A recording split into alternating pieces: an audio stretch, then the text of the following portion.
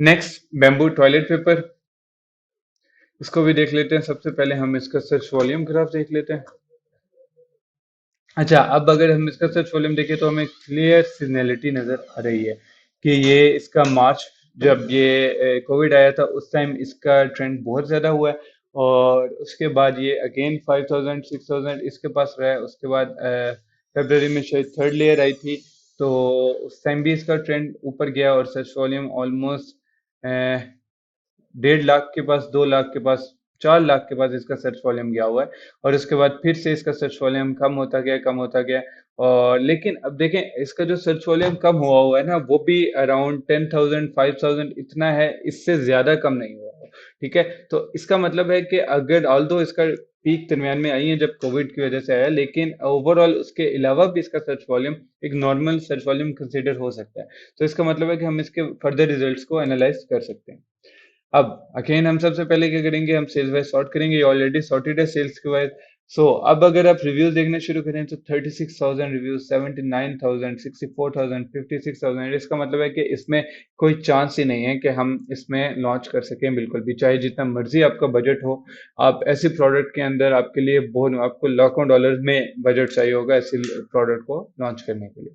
सो इसका मतलब है कि ये भी हम नहीं प्रोसीड करेंगे। लास्ट प्रोडक्ट जो हमने सेलेक्ट की हुई थी वो है पिक्चर कोलाज किट।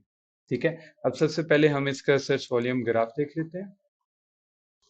अच्छा, अगर हम इसका ऑल टाइम का ग्राफ देखें तो ये कोई इतना अच्छा नहीं लग रहा। अराउंड 100 200 के पास इसका सर्च वॉल्यूम है, लेकिन अक्टूबर 31 से इसका सर्च वॉल्यूम ऊपर जाना शुरू हुआ है।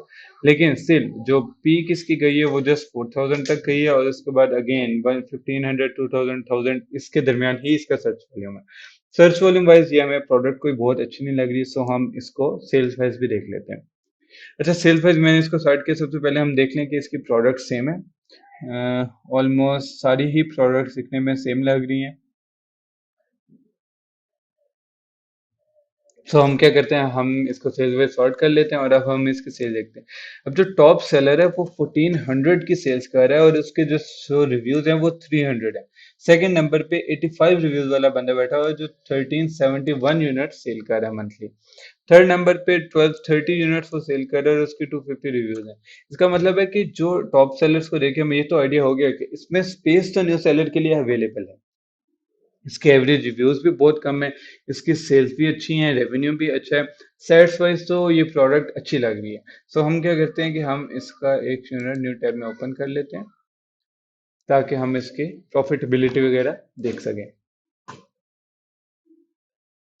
अब जो मुझे देखने में, सामने देखने में एक प्रॉब्लम नजर आ रहा है, वो ये डिजाइन है। ठीक है, अब ये डिजाइन ऑलमोस्ट सारे सेलर्स के डिफरेंट हैं। ठीक है, और ये मेक श्योर करेंगे कि आपकी सेल आती हैं या नहीं। अगर आपकी प्रोडक्ट के डिजाइन्स अच्छे नहीं होते, अगर वो बायर्स को अच्छे नहीं लगते, कस्टमर्स को अच्छे नहीं लगते, तो इसका मतलब है कि आपकी प्रोडक्ट के ऊपर सेल्स नहीं आएंगी। सो ये एक काफी बड़ा पैरामीटर है जिसको हमें डेफिनेटली कंसिडर करना पड़ेगा। लेकिन हम एक बार पहले इसकी प्रॉफिटेबिलिटी वगैरह देख लेते हैं।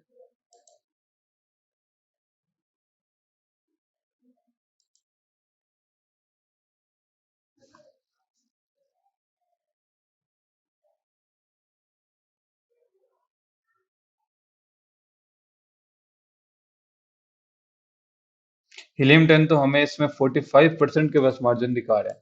सो नेक्स्ट हमारा स्टेप होगा कि हम अलीबाबा पे जाएं और हम इसको देखें। ये भी पॉसिबिलिटी है कि हम ये डिजाइन खुद किसी ग्राफिक डिजाइनर से तैयार करवा लें और वो सप्लायर को दे दें। लेट्स सी कि हमें अलीबाबा क्या शो करते हैं।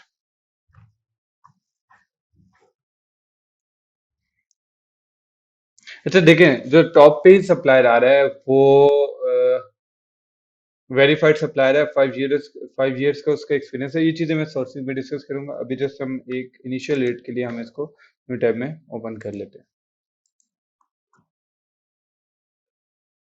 अच्छा, अब इसके पास देखें जो प्राइस आ रही है वो 1000 सेट्स की 2.29, 1000 प्लस की 1.93। सो इसका मतलब है कि जो हीलियम 10 ने अब हमारी जो प्राइस यहाँ पे ली हुई है वो $4.5 $4.5 दी हुई थी। तो इसका मतलब है कि जो हिलियमटन ने प्रॉफिटेबिलिटी कैलकुलेट की हुई है वो ठीक की हुई है। अगर हमें ये 2.5 के बाद शिपिंग मिला के 4.5 में भी पड़ती है तो भी हमारे पास यही मार्जिन बनेगा जो हिलियमटन हमें शो कर रहा है। इसका मतलब है कि स्टेट वाइज ये बहुत अच्छी प्रोडक्ट है।